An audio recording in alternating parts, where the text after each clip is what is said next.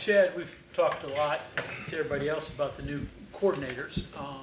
You're facing one as well on their side. So when you watch what Indiana did, similar to what Penn State does, or are you going to face an entirely different scheme?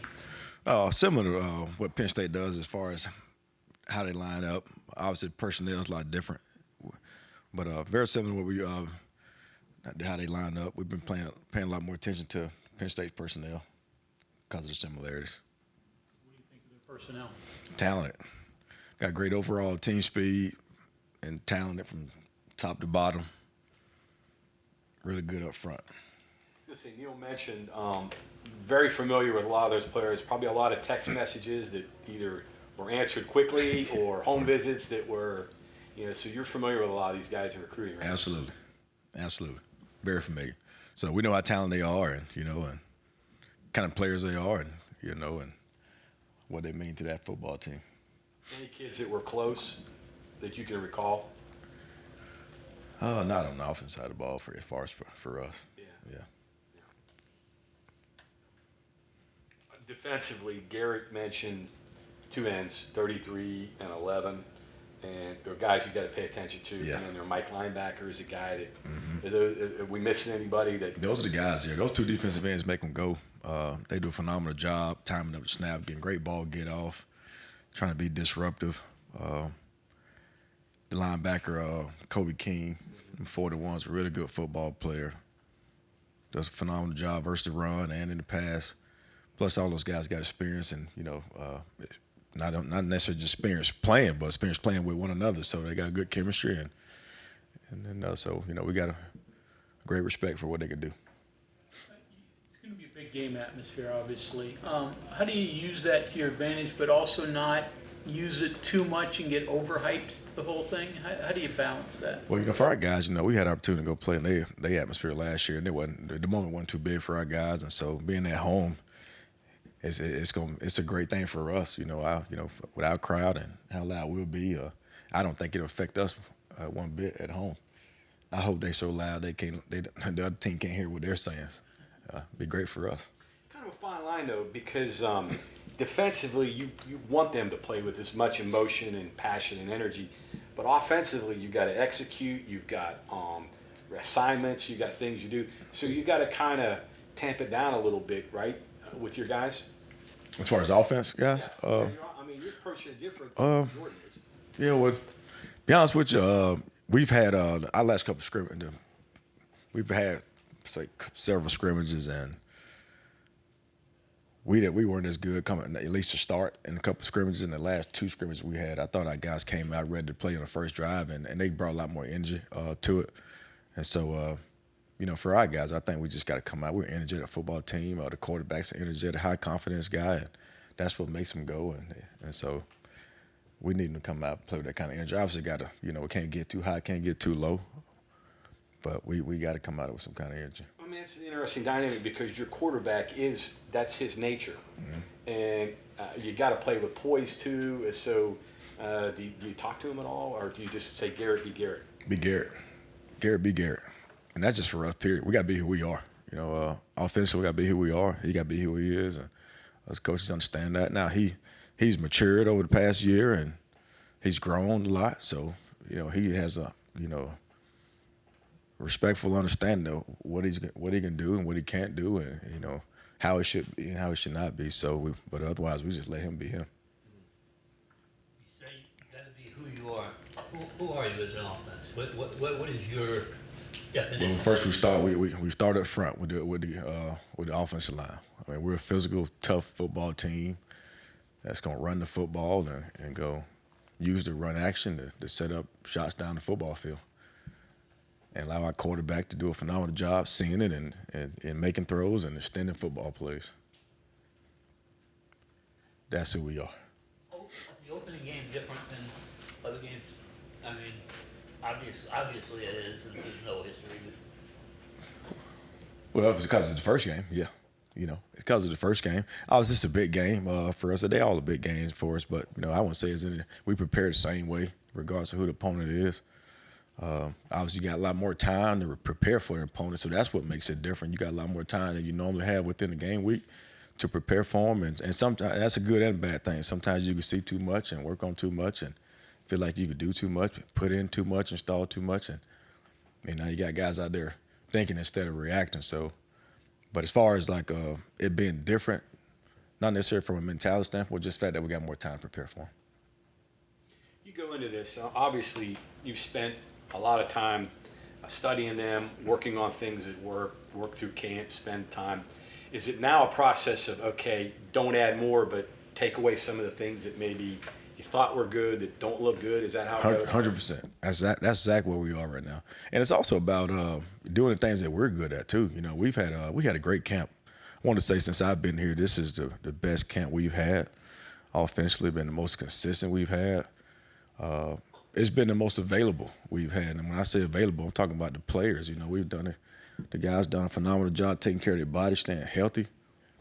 And because of that consistency and that chemistry of playing with one another day in and day out, it's allowed us to have the best camp we've had since we've been here. So it is more about, at this point right now, taking away things so the guys can go out there and play and not overload them. But it's also about just doing what we're good at, regardless of what we're going to see. If we just do and execute what we're good at, what our guys are good at, what we're comfortable with. Maybe a manifestation of having older guys and more experienced players, maybe? Absolutely, 100%. Yep. And that's testament again, like the guys been available throughout camp. The experience we have playing with one another, but also like throughout camp, like the quarterbacks and the O-line, those guys are, they're throwing the ball to, the guys they're going to throw the ball to, developing that chemistry. They're handing the ball off to the guys they're going to hand the ball off to. The offensive line are, they're playing alongside guys they're going to play alongside. And that's huge. Sometimes you go through camp and you got injuries where guys are out and you're not necessarily throwing or handing the ball out to the guys you're going to play with on Saturday. And we've been fortunate, knock on wood, to stay healthy throughout camp to do that. With Yates at the center, are there things defenses can do to try and take advantage of? He's not inexperienced, just, he's new at center, newish.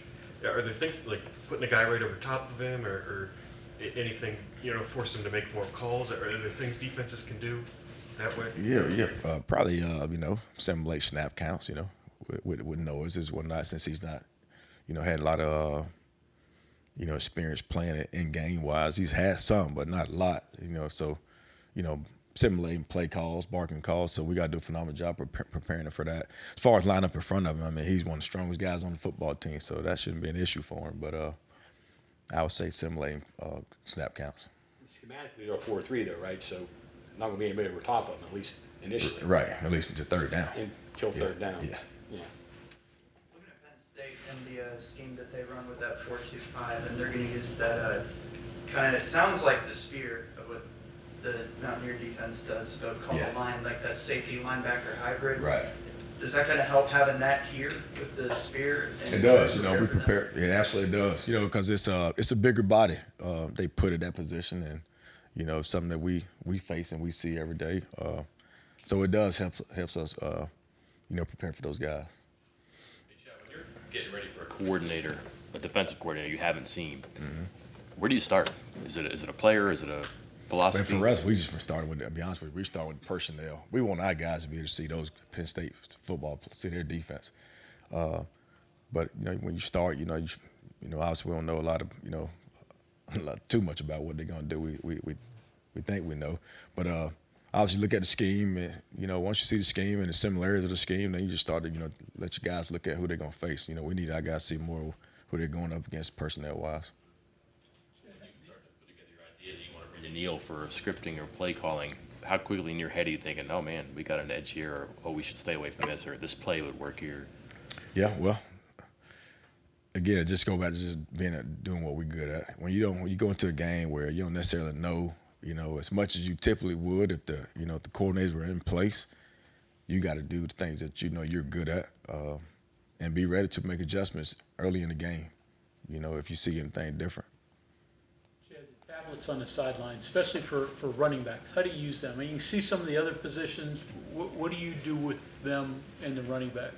For me, it confirmed what I already see. I don't know if you guys see me on the sideline, but I'm so far ahead of everybody, and I like to try to see the back of the defense so I can see exactly what's going on. I like to see the game the way I game planned with those guys and prepared them for it. So I got immediate feedback for them as soon as they come off the field. So for me, and we did a great job of this fall camp throughout the scrimmages, having the tablets on the sideline.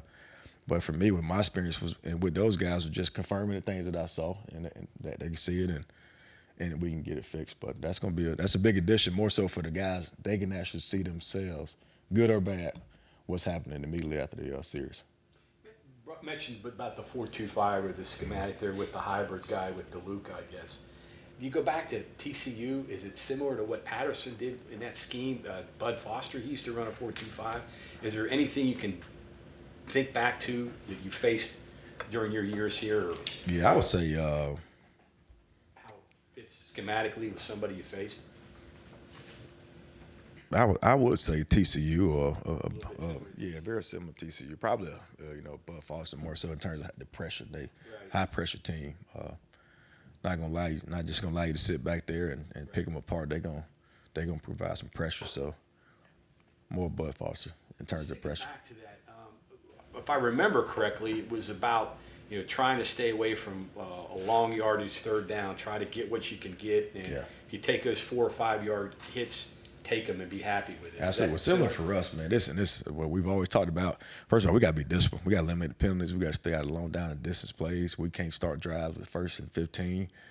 So we got to be disciplined ourselves and do a phenomenal job of not having penalties, whatnot. And we got to take care of the football. We cannot have any negative runs. Regardless who's carrying the football, guys got to have a vertical mentality and go north. Would you say first downs is important? Is third down maybe in this deal? Absolutely. We got first down is very, very important. We got to get out to a good start. Got to be efficient with the football, and then we need to get in manageable third downs, and put ourselves in position to execute it or make a tough call on 4th down, what not to go for it.